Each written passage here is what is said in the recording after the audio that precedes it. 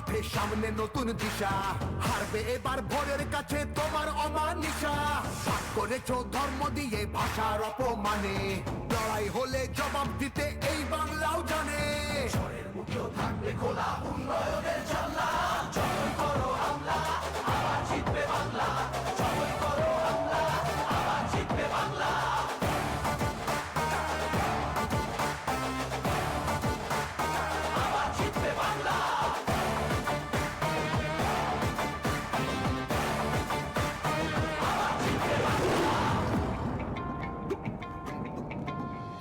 নেতাজি আর রবি ঠাকুর থেকেছে নেই ভিটে, একটা সুযোগ ছাড়োনি তাই তাদের আঘাত দিতে। আলো দেখায় যে বাংলার শিল্প সংস্কৃতি, ভাগ করতে পারবি না তার নিজস্ব সম্প্রীতি। যতই করো হামলা আবার জিতবে বাংলা, যতই করো হামলা আবার জিতবে বাংলা। এই মাটিতে সব উৎসবের সমান জায়গা আছে, ভালোবাসা হার মানে না চোখ রাঙানির কাছে। বাংলা বিবেক এই ভারতের বাংলা সবার ঠাই, গৌরবে সে মুখ পড়ায় কেনার বুকে চাই। ঝগড়া করিস পরে আগে নিজের মাটি সামলা, যতই করো হামলা আবার জিতবে বাংলা, যতই করো হামলা আবার জিতবে বাংলা, যতই করো হামলা আবার জিতবে বাংলা, যতই করো হামলা আবার জিতবে বাংলা।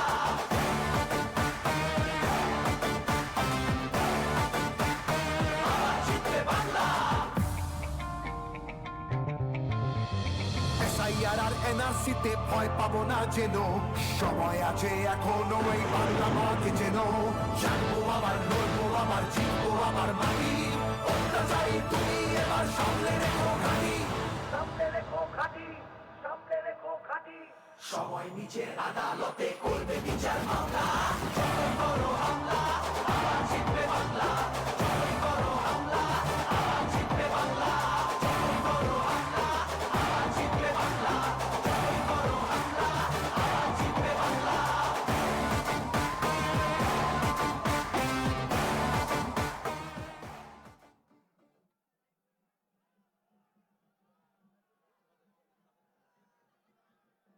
ধন্যবাদ। আজ দীর্ঘ প্রতীক্ষার অবসান, আজ বাঁকুড়ার মাটিতে যুবরাজ, আজ বাঁকুড়া অভিষেকময় হয়েছে। আগামী 26-12-0 আমাদেরকে করতে হবে।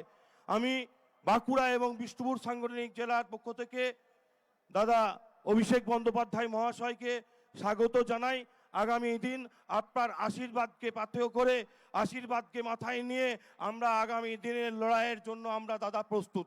ইতিমধ্যে আমাদের প্রাণপ্রিয় নেতা সর্বভারতীয় তৃণমূল কংগ্রেসের সাধারণ সম্পাদক অভিষেক বন্দ্যোপাধ্যায় পৌঁছে গেছেন মঞ্চে। তার আগে আমরা বাঁকুড়া সাংগঠনিক জেলার দুই নেতা বিজেপি ছেড়ে আজ তৃণমূল কংগ্রেসে যোগদান করবেন। আমি বাঁকুড়া সাংগঠনিক জেলার সম্মানীয় সভাপতি সাহেবকে বলবো যে তাদেরকে মঞ্চের কাছে নিয়ে আসার জন্য।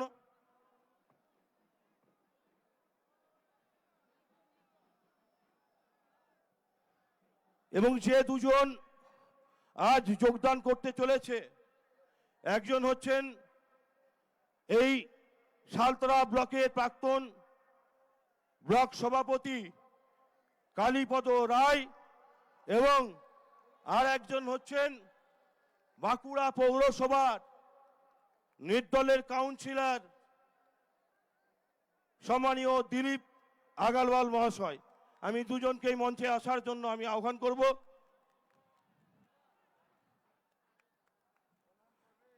আমি সাংসদ সাহেবকে, আমি চেয়ারম্যান সাহেব এবং বাঁকুড়া সাংগঠনিক জেলার সম্মানীয় সভাপতিকে আসার জন্য অনুরোধ করব। দিলীপদা এদিকে এসো, এদিকে এসো, এদিকে এসো, এদিকে এসো।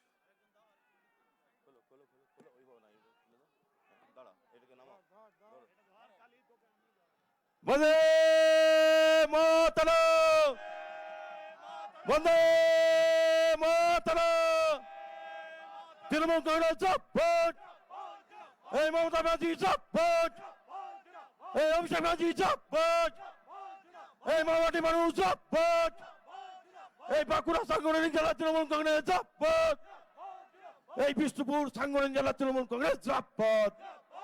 বন্দে মাতরম, বন্দে মাতরম।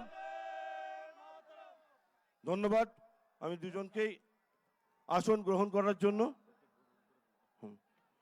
এরপর আমরা দুই সাংগঠনিক জেলা মিলে আমাদের নেতা, আমাদের হৃদয়ের স্পন্দন, যার নেতৃত্বে, যার গাইডেন্সে, যার নির্দেশে আমরা আগামীর পথ চলব, সেই আমাদের নেতা সম্মানীয় অভিষেক বন্দ্যোপাধ্যায় মহাশয়কে আমরা দুই সাংগঠনিক জেলার তরফ থেকে ওনাকে বাঁকুড়ার মাটিতে স্বাগত জানিয়ে আমরা বরণ করে নেব।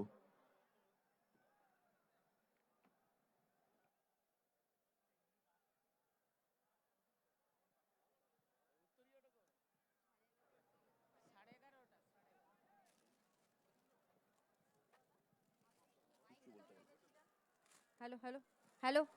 এখন বাঁকুড়া জেলা অভিষেক ব্যানার্জি জিন্দাবাদ, জিন্দাবাদ জিন্দাবাদ অভিষেক ব্যানার্জি জিন্দাবাদ, জিন্দাবাদ জিন্দাবাদ অভিষেক ব্যানার্জি জিন্দাবাদ, জিন্দাবাদ জিন্দাবাদ অভিষেক ব্যানার্জি জিন্দাবাদ, জিন্দাবাদ জিন্দাবাদ অভিষেক ব্যানার্জি স্বাগতম, স্বাগতম স্বাগতম অভিষেক ব্যানার্জি স্বাগতম, স্বাগতম স্বাগতম অভিষেক ব্যানার্জি স্বাগতম। স্বাগতম স্বাগতম। আমাদের নেতা অভিষেক ব্যানার্জি জিন্দাবাদ। জিন্দাবাদ জিন্দাবাদ।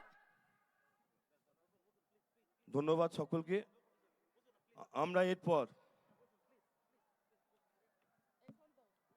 এরপর যার বক্তব্য শোনার জন্য আগামীর দিশা, আগামী দিন আমরা জেলায় কিভাবে লড়াইকে সংগঠিত করব, সেই নির্দেশিকা, সেই পথ নির্দেশিকা শোনার জন্য আমরা যারা অধীর আগ্রহে বসে আছি, সেই সম্মানীয় আমাদের সর্বভারতীয় তৃণমূল কংগ্রেসের সাধারণ সম্পাদক, আমাদের নেতা অভিষেক বন্দ্যোপাধ্যায়কে আমি আহ্বান করব, দাদা আপনি আগামীর বার্তা আমাদের সকলের কাছে পরিবেশন করুন। আমি এরপর আহ্বান করব সম্মানীয় অভিষেক বন্দ্যোপাধ্যায় মহাশয়কে।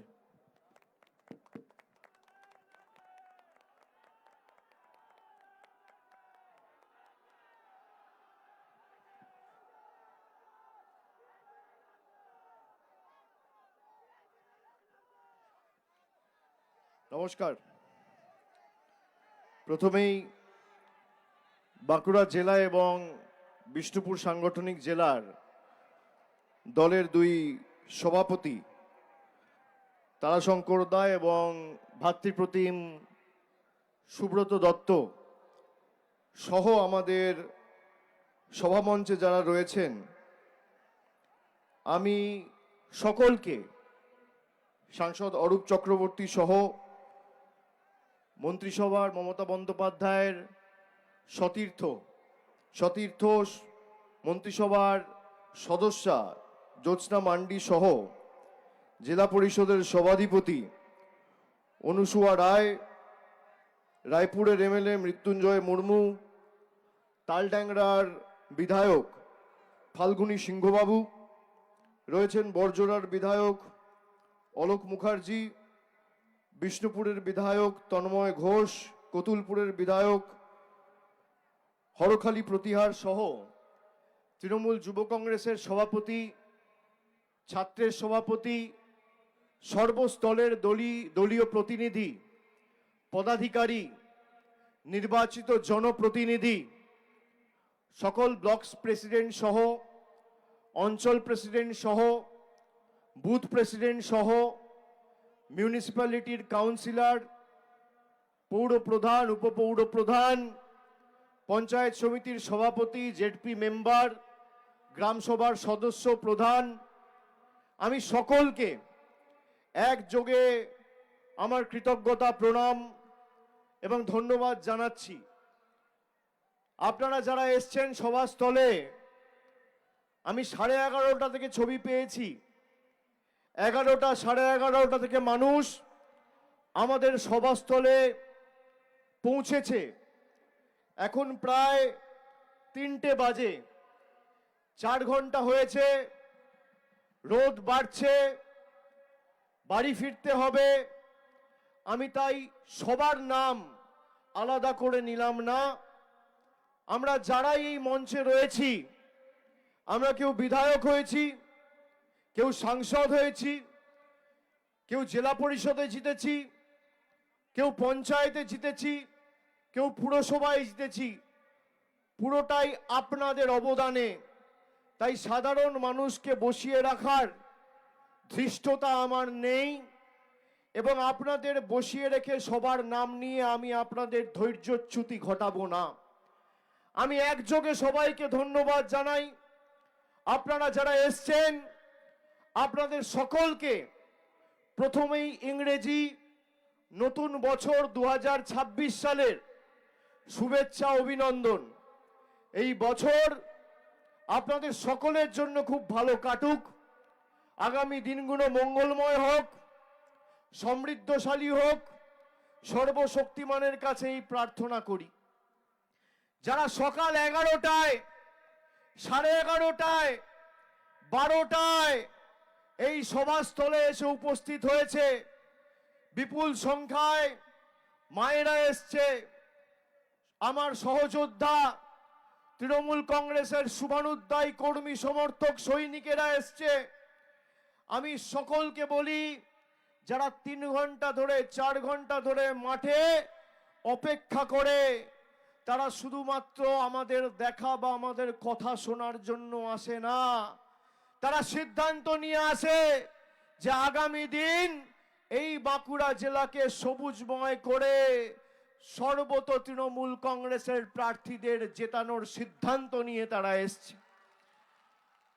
আমি আপনাদের কাছে আবেদন রাখবো, আমরা যে কর্মসূচি শুরু করেছি, আমাদের কর্মী সমর্থক সবাই মানুষের কাছে ইতিমধ্যে মমতা ব্যানার্জির 15 বছরের মামাটি মানুষের সরকারের রিপোর্ট কার্ড নিয়ে বাড়িতে বাড়িতে, গ্রামে গ্রামে, পাড়ায় পাড়ায় পৌঁছেছে। এই বাঁকুড়া জেলায় 2019 সালে বিজেপির 2 জন সাংসদ জিতেছিল। আজও বিষ্ণুপুর থেকে বিজেপির সাংসদ। 2014 সালে ভারতীয় জনতা পার্টি কেন্দ্রে ক্ষমতায় এসছে। আজ 2026, 12 বছর বিজেপি ক্ষমতায়। বিজেপির রিপোর্ট কার্ড কোথায়? বিজেপির কোন কর্মী সমর্থকের জবাব দিতে পারবে?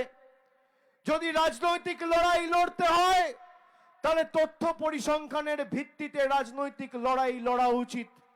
লড়াই হওয়া উচিত বাসস্থান, রাস্তাঘাট, পরিকাঠামো, জল, স্বাস্থ্য ব্যবস্থা, কর্মসংস্থান, রুজি রোজগার, এর উপরের ভিত্তিতে।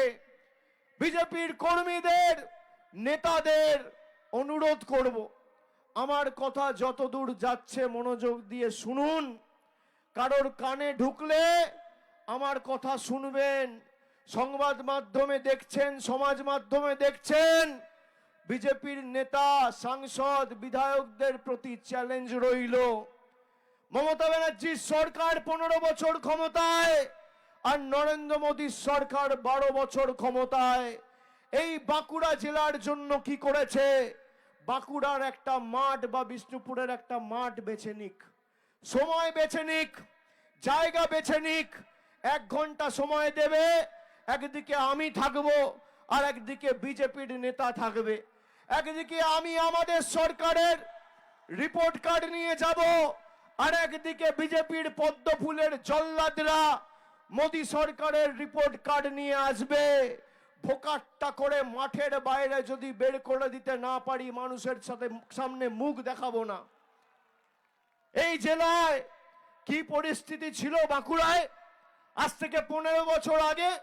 মমতা বন্দ্যোপাধ্যায়ের সরকার প্রথমবার শপথ নেওয়ার আগে একদিকে জঙ্গলমহলের রানীবাঁধ, রায়পুর, তালডাংরার মতো বিধানসভার বিস্তীর্ণ এলাকা জুড়ে মাওবাদী নাশকতা, আর একদিকে এই ইন্দপুর, ছাতনা, হিড়বাঁধ, সারেঙ্গার মতো জায়গায় জলের হাহাকার।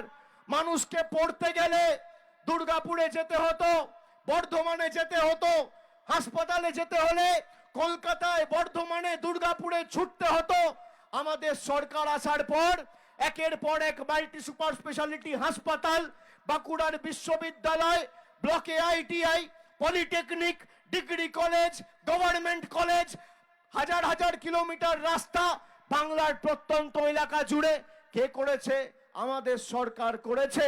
মমতা বন্দ্যোপাধ্যায় সরকারের সব থেকে বড় সাফল্য বা সব থেকে বড় পুরস্কার কি মানুষের কাছে? মানুষকে যে বাঁকুড়ার বিস্তীর্ণ এলাকা জুড়ে মাওবাদীরা এককালীন দাপিয়ে বেরিয়েছে, আজ সেই বাঁকুড়া শান্ত। বিজেপির নেতারা যারা সিপিএম এর জল্লাদ ছিল, জার্সি পাল্টে এখন বড় বড় ভাষণ দিচ্ছে। আপনি দেখবেন আপনার পাড়ায়, আপনার এলাকায় ডান দিক বাঁ দিক সামনে পিছনে তাকিয়ে কোন ভদ্রলোক, ভালো লোক, শিক্ষিত লোক, ভালো লোক, মার্জিত লোক, সভ্য লোক বিজেপি করে না বা করবে না। যত মদ, মদ্যপ, মাতাল, পাতাখোর, 2 নম্বরি, চোর, চিটিংবাজ, গাঁজাখোর সব ভারতীয় জনতা পার্টিতে। এই তো ভারতীয় জনতা পার্টি। এদেরকে জিজ্ঞেস করুন যে আপনারা 12 বছর ধরে কেন্দ্রে ক্ষমতায় ক পয়সা বাঁকুড়ার জন্য এনেছেন। আমার মনে আছে আমি 2023 সালে দুর্গাপুর থেকে যখন বাঁকুড়া শহরের দিকে যাচ্ছিলাম, আমি এই সালতোড়ায় এখানে খাদান কর্মী, পাথরের খাদানে যারা কাজ করেন সেই কর্মী ভাইদের সাথে কথা বলেছিলাম। তারা তাদের সমস্যার কথা বলেছিল। আমি শুনেছি কারা এখানে খাদানের সাথে যুক্ত ছিলেন বা এখনো যুক্ত রয়েছেন, একটু হাত তুলুন তো, একটু হাত তুলুন তো। কারা যুক্ত ছিলেন বা যুক্ত আছেন? বসে তুলুন, দাঁড়াতে হবে না, বসে তুলুন। এই মুহূর্তে আমার কাছে যতটুকু তথ্য আমি পেয়েছি সেই তথ্য অনুসারে সালতোড়ায় 4টে এবং মেজিয়ায় 1টা, 5টা খাদান চালু রয়েছে এবং প্রায় 120টা ক্রাশারের কাজ চলছে। 250টার উপর ক্রাশার রয়েছে। কিন্তু কিছু আইনি জটিলতা, কিছু বাধ্যবাধকতা, একটা খাদান করতে গেলে মিনিমাম 1 হেক্টর জমির প্রয়োজন হয়। তারপর একাধিক সরকারি পারমিশন, শুধু রাজ্য সরকার নয়, এই ঝাড়খণ্ডের রাঁচিতে director general of mine safety, তাদের এনওসি বা তাদের ছাড়পত্র পেতে গেলে মাসের পর মাস লেগে যায়। এমনকি কোনো খাদান মালিককে বৈধভাবে আইনি প্রক্রিয়া মেনে যদি খাদান চালুও করতে হয়, তাহলে এককালীন তাকে সরকারি যে ফিজ রয়েছে প্রায় 30-32 লক্ষ টাকা ফিজ জমা দিতে হয় এবং 24 মাস থেকে 30 মাস, 2 থেকে 2.5 বছর এই প্রক্রিয়া সম্পূর্ণ করতে লাগে। তারপর অনৈতিকভাবে বেআইনি ঘুরপথে ওই ডিজি মাইন্স ঝাড়খণ্ডে রাঁচিতে যার অফিস, তাকে লক্ষ লক্ষ টাকা ঘুষ দিতে হয়। এই বাঁকুড়ায় সালতোড়ার বিধায়ক বিজেপির, 24 অব্দি বিধায়ক ছিল বিজেপির। আমি জিজ্ঞেস করি বিজেপির বিধায়ক সাংসদদের লজ্জা লাগে না? যেখানে মানুষের অসুবিধা হয় আর মানুষের কর্মসংস্থানের দাবিতে যখন মানুষ সোচ্চার হয়, কেন্দ্রীয় সরকারের সংস্থাকে ঘুষ দিয়ে লক্ষ লক্ষ টাকার মানুষকে নিজের অধিকারের স্বার্থে লড়তে হয়, তখন এদের বড় বড় ভাষণ কোথায় থাকে? আমি আপনাদের বলি, এখানে সরকারের প্রায় 133 হেক্টর জায়গা রয়েছে। আমি বিগত 2 মাস ধরে এই যে জটিলতা, এই জটিলতার উপর কাজ করেছি। আমি আজকে এই সভা করতে হঠাৎ করে সালতোড়া এলাম কেন? বাঁকুড়ায় এত ব্লক আছে, টাউন আছে, বিষ্ণুপুরে যেতাম, সোনামুখীতে যেতাম, রায়পুরে যেতাম, রানীবাঁধে যেতাম, অন্য জায়গায় যেতাম, বাঁকুড়া শহরে করতে পারতাম, তা তো করিনি। এসছি কোথায়? সালতোরায় আপনাদের কাছে। আপনাদের কথা দিয়ে গেছিলাম আমাদের পঞ্চায়েত নবজোয়ারের যে কর্মসূচি ছিল পঞ্চায়েতের আগে, সেই কর্মসূচি শেষ হওয়ার পরে কিছু জায়গায় মাইন্সের কাজ বা স্টোন ক্রাশার্সের কাজ আইনি প্রক্রিয়া মেনে চালু হয়েছিল।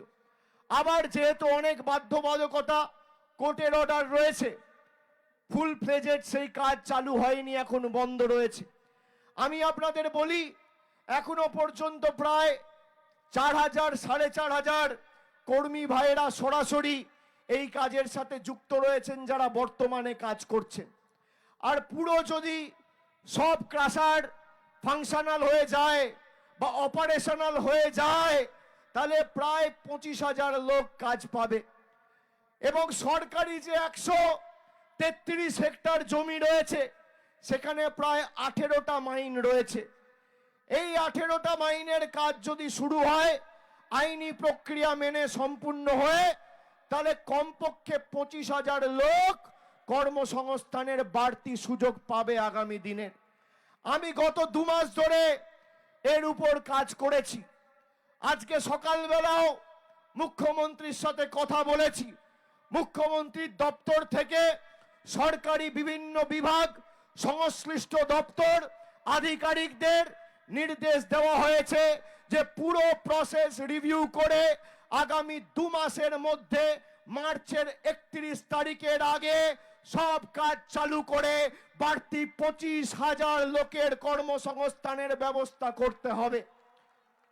আপনারা মার্চের মধ্যে সেটা দেখতে পাবেন।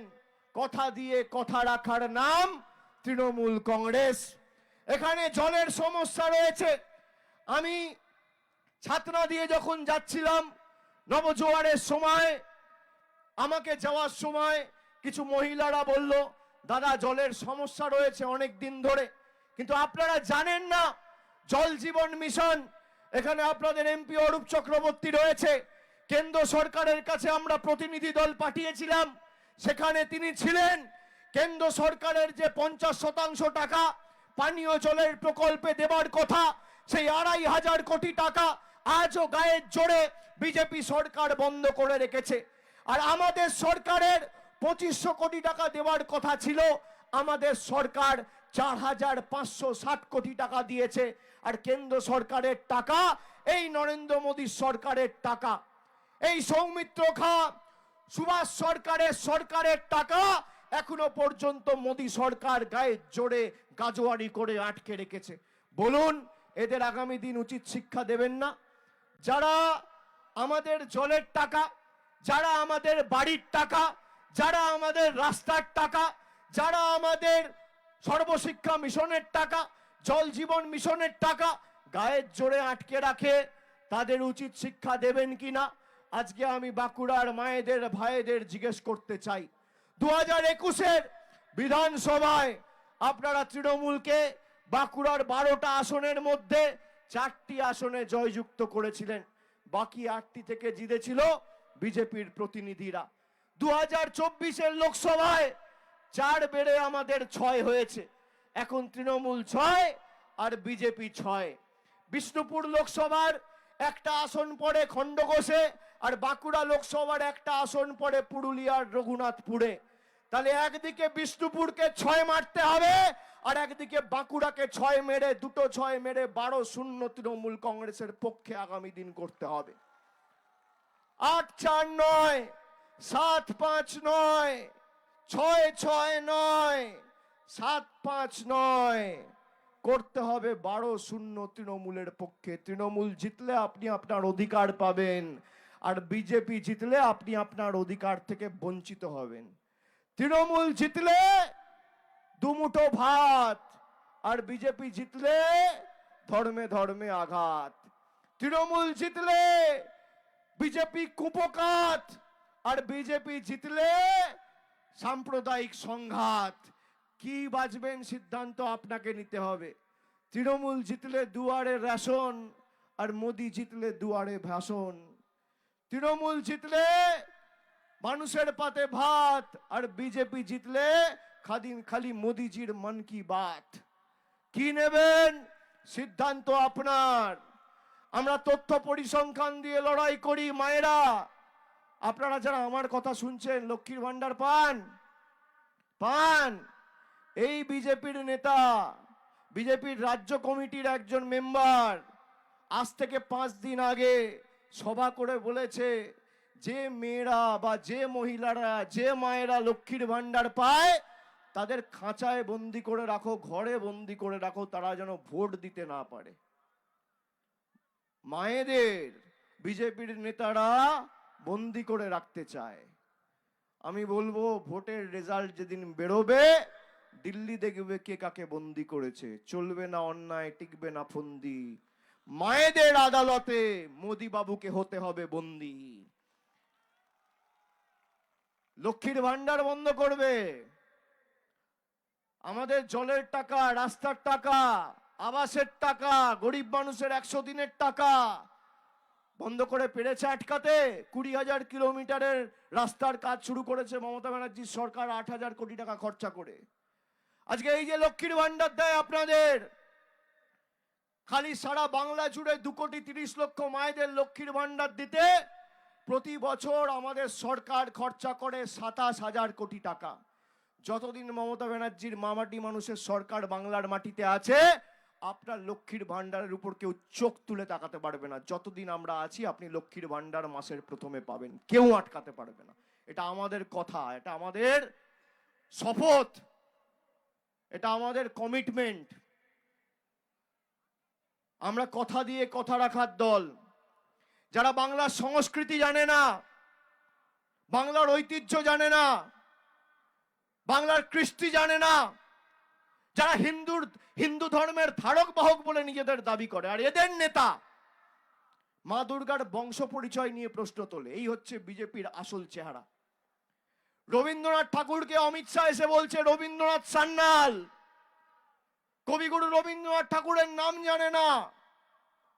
ঈশ্বরচন্দ্র বিদ্যাসাগরের মূর্তি টুকরো টুকরো করে ভেঙেছিল এই অমিত শাহ নেতৃত্বাধীন বিজেপি কর্মীরা 2019 সালে নির্বাচনের প্রাক্কালে। বিজেপির প্রাক্তন রাজ্যের সভাপতি, বর্তমানে কেন্দ্রীয় রাষ্ট্রমন্ত্রী সুকান্ত মজুমদার, তিনি বলেছিলেন স্বামী বিবেকানন্দ হচ্ছে অজ্ঞ বামপন্থী প্রোডাক্ট। দেশের প্রধানমন্ত্রী বঙ্কিমচন্দ্র চট্টোপাধ্যায়কে সম্বোধন করছেন বঙ্কিম দা বলে। শ্রদ্ধেয় বঙ্কিম বাবু নয়, শ্রদ্ধেয় বঙ্কিমচন্দ্র চট্টোপাধ্যায় নয়, দার্শনিক বঙ্কিমচন্দ্র চট্টোপাধ্যায় নয়, বলছে বঙ্কিম দা। যেন মোদিজি আর বঙ্কিমচন্দ্র চট্টোপাধ্যায় একসাথে ছোটবেলায় ব্যাডমিন্টন খেলতো। কি অবস্থা এদের! কত নিচে নেমেছে, কত নিচে নেমেছে।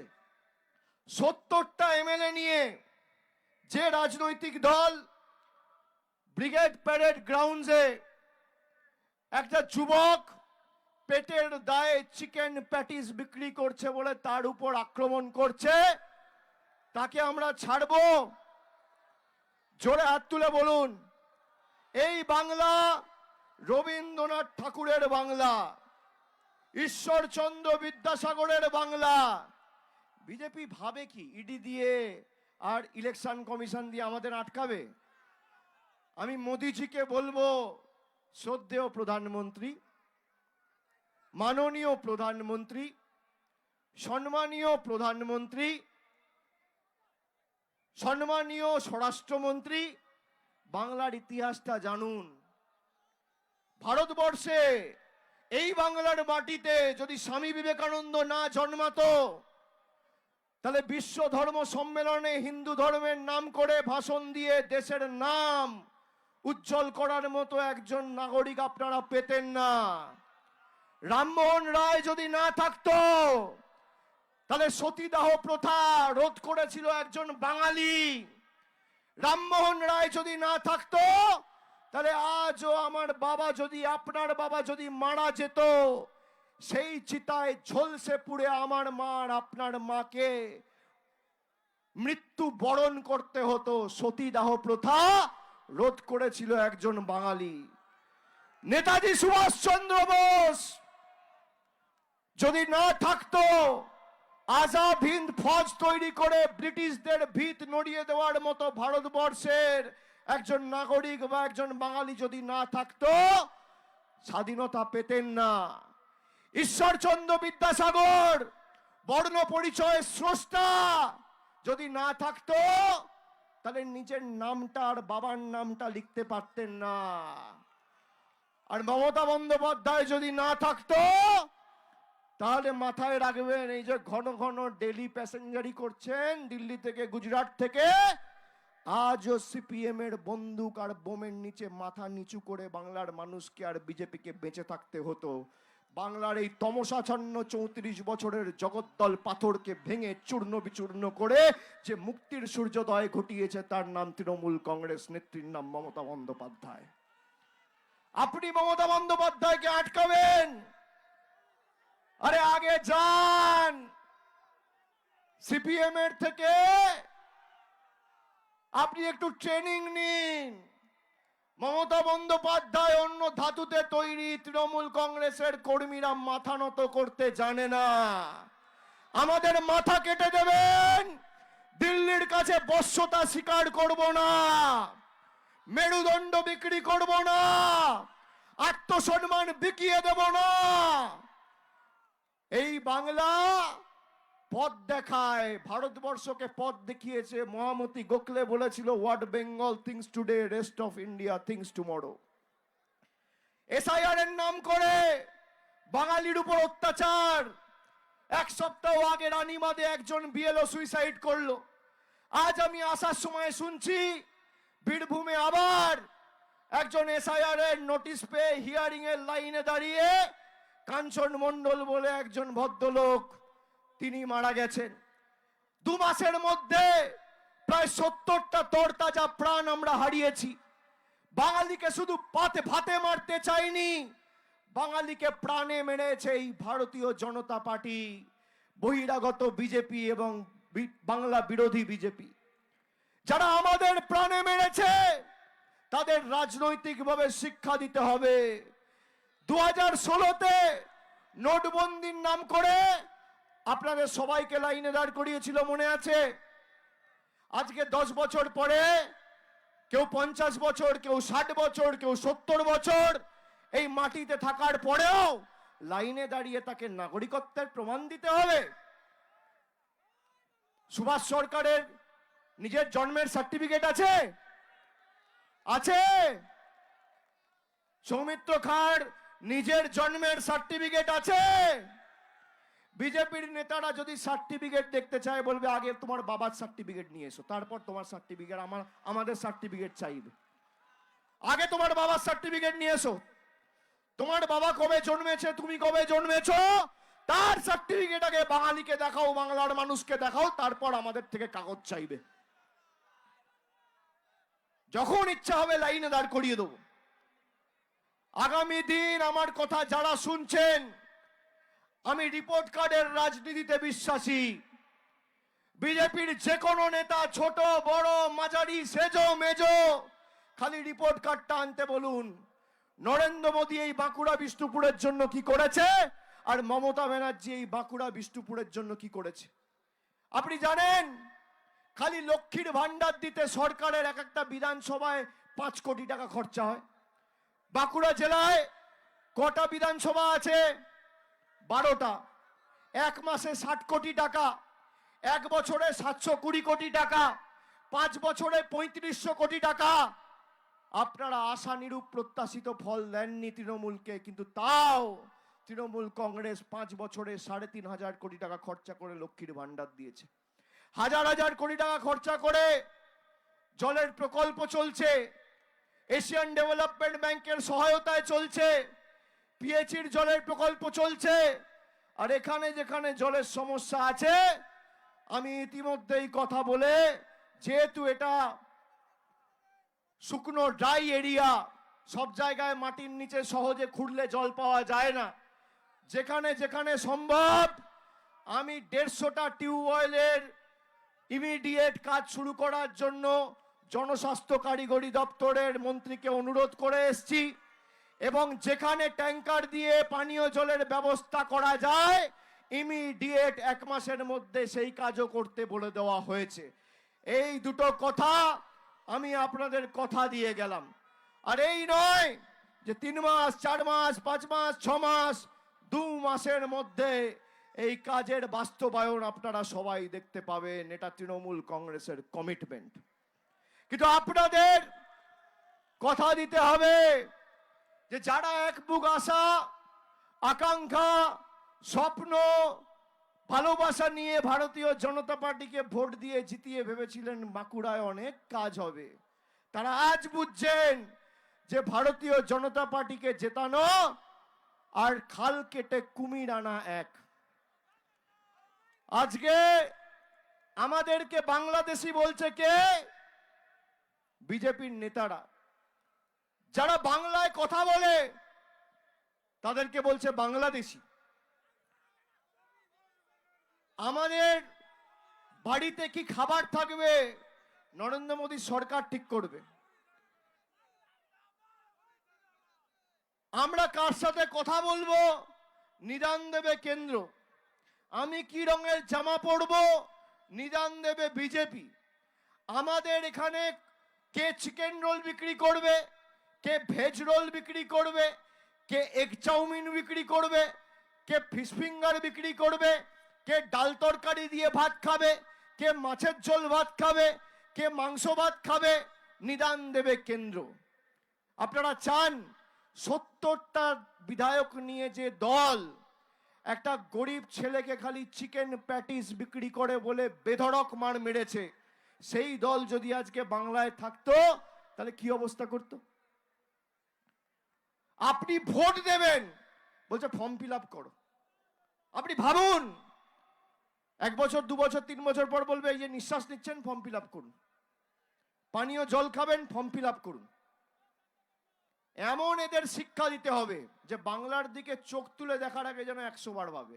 একটা বুথ থেকে যেন ভারতীয় জনতা পার্টির যেমন সুভাষ সরকারকে প্রাক্তন করেছেন, প্রত্যেকটা বুথে এদেরকে প্রাক্তন করতে হবে, প্রত্যেকটা বুথে।